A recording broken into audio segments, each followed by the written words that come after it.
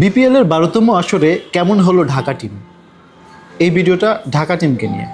তাসকিন আহমেদের ঢাকা, আমাদের ক্যাপিটাল, সবচেয়ে বেশি দর্শক সাফল্য, সবচেয়ে বেশি সাপোর্টার যারা পায়, সেই ঢাকা টিম কেমন হয়েছে। ঢাকা টিমের সবচেয়ে বড় মূলসিয়ানের জায়গা এবারও তারা দলে রেখেছে সাব্বির রহমান রুম্মানকে, যেটা তাদের টিম স্পিরিট বাড়িয়েছে।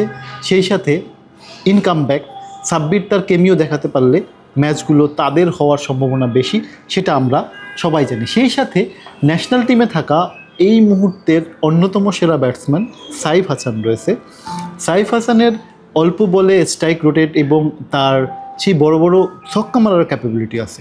দেশি প্লেয়ার পিকিংয়ের ক্ষেত্রে তারা যেসব দৃষ্টিগুলো দিয়েছে সেগুলো আসলে তাদের যদি মাঠে কাজ করে তাহলে ঢাকার জন্য এবারের আসরটা তাদের নিজেদের করা খুবই ইজি এবং খুবই গুছানো জায়গা। কিন্তু মাঠের খেলা ক্রিকেটের এই জায়গাগুলো খুবই দৃষ্টিনন্দন, যে আসলে আগে থেকে বলা যায় না কে কোথায় হবে। তারপরও ঢাকায় আর যারা প্লেয়ার রয়েছে তারা খুব উচ্চ মূল্যে একজন অলরাউন্ডার পেসার কিনেছে, সেটা হচ্ছে আমাদের সাইফুদ্দিনকে 65 লাখ টাকায় কিনেছে, যেটা মানে এক্সপেক্টের বাইরে ছিল। কিন্তু নিলামের সৌন্দর্য তারা তাদের এই টিমে ভিড়িয়েছে সাইফুদ্দিনকে। এই সাথে তাইজুল ইসলাম রয়েছে টেস্টে, যে অনাবদ্ধ বোলিং কয়েকদিন আগে আমরা দেখেছি 250 উইকেট শিকার করা তাইজুল টি-20তে কেমন খেলে, লাল বলের তাইজুল সাদা বলে কতটা আগ্রাসী হতে পারে, সেইটার জন্যই আসলে ঢাকা এবার তাকে দলে ফিরিয়েছে। সেই সাথে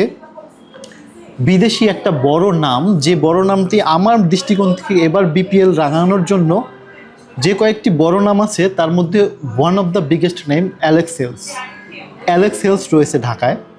এবং ঢাকায় ফ্র্যাঞ্চাইজি ভিত্তিক যে এফোর্টটা দেয় বা তাদের যে ক্লিয়ার ইমেজটা আছে, সেই ইমেজটা যদি এবারও কন্টিনিউ করতে পারে তাহলে আই হোপ সো এবার বিপিএলে ঢাকা চমক দেখাতে পারে।